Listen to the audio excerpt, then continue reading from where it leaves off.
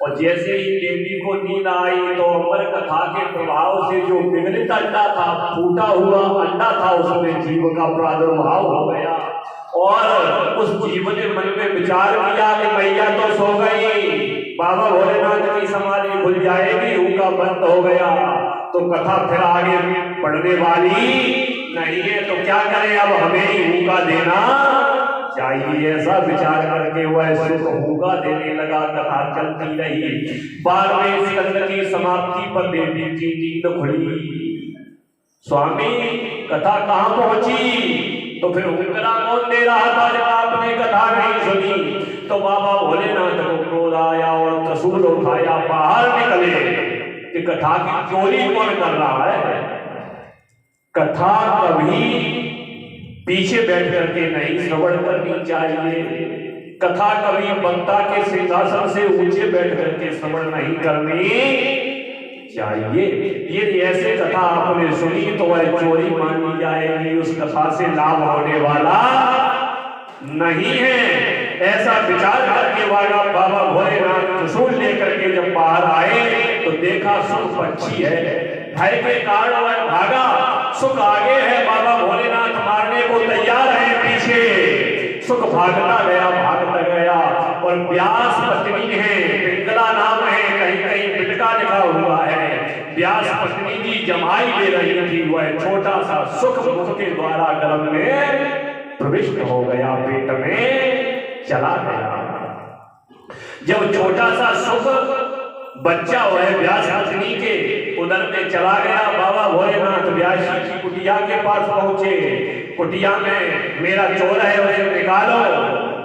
व्यास महाराज ने कहा कौन चोर है, वह किसकी चोरी की? बोले मेरी कथा की चोरी की है, इसलिए हम जीवित नहीं छोड़ेंगे।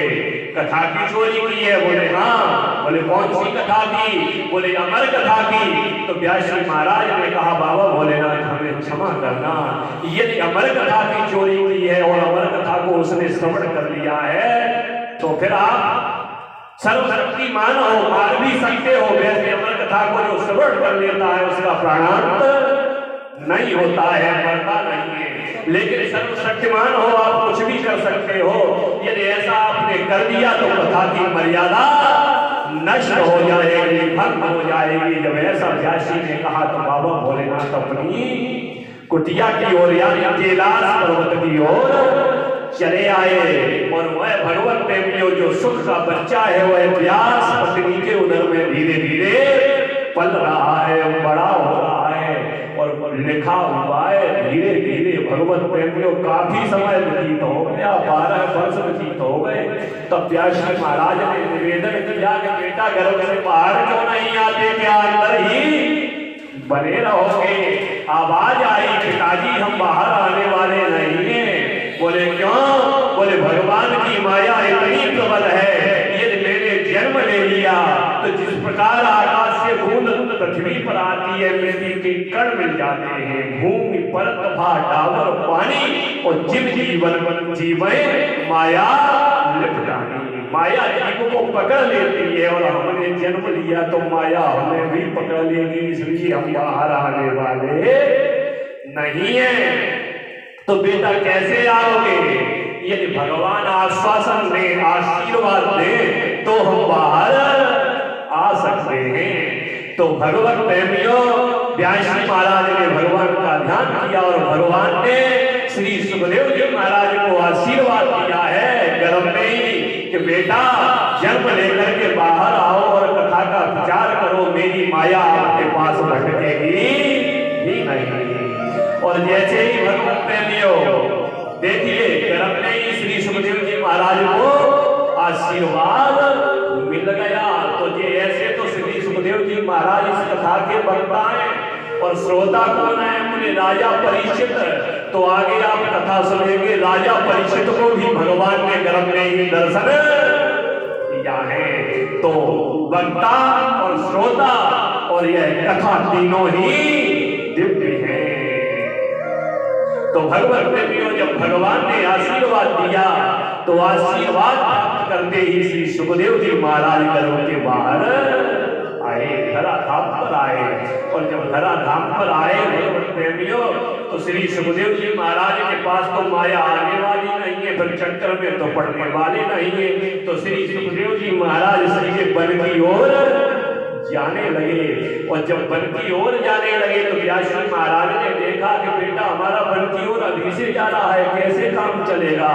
तो व्यास महाराज विनय कातर वाणी से भगवत प्रेमियों अपने पुत्र श्री सुखदेव जी महाराज को पुकारने लगे कि यम प्रवृयन्तम पे तकृत्यम द्वैपायनो विरहता तरया जुहावा पुत्रेति तन्मयतया तर्वो विनिदुष्टं सर्वभूत हृदयं मुनिमानतोऽस्मि।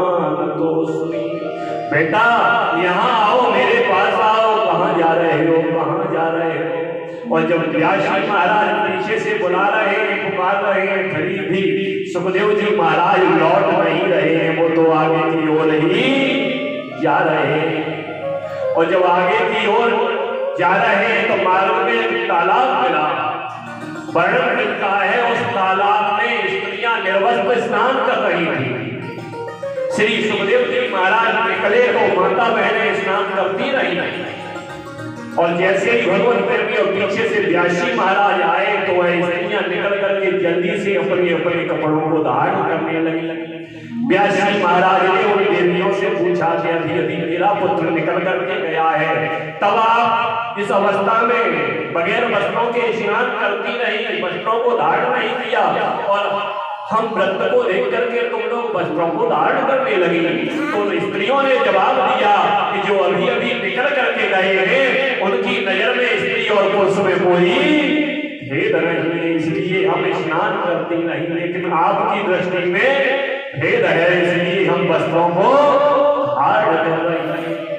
और भगवत देवियों, जब माता बहनों के मुखारविंद से यह बात व्यासी महाराज ने सुनी तो व्यासी महाराज और विरह कातर होने लगे और सुखदेव जी महाराज को बुलाने लगे, बेटा इधर आओ, इधर आओ।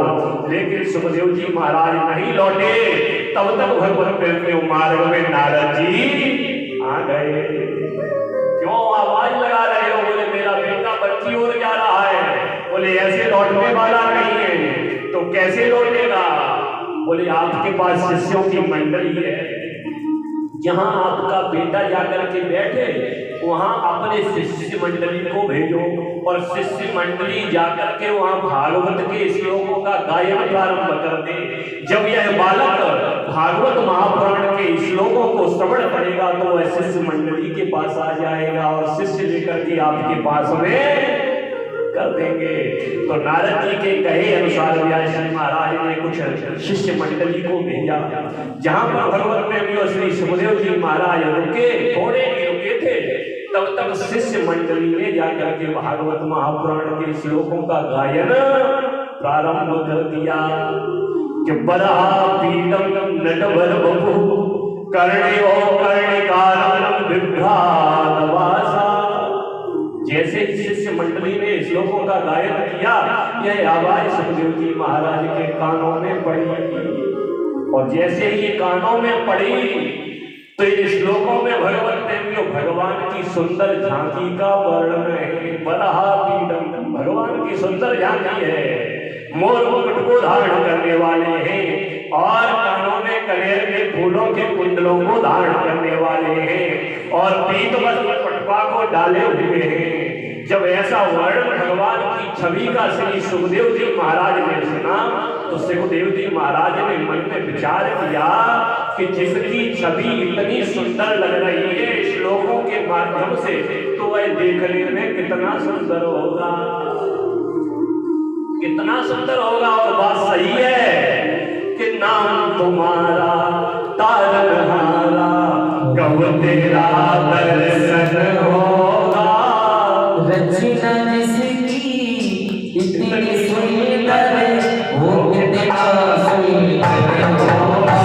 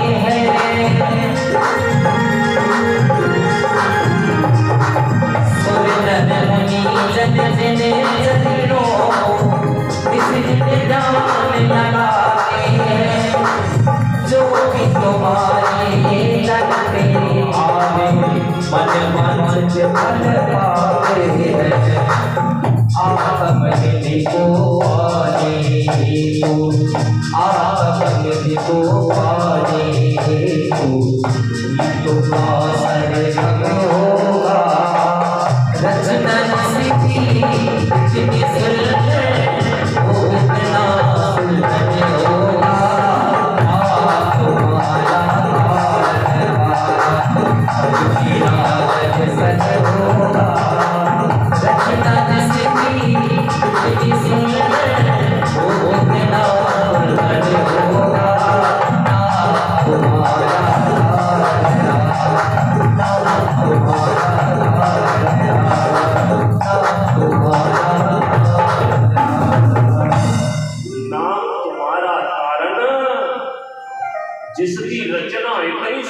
वो कितना सुंदर होगा।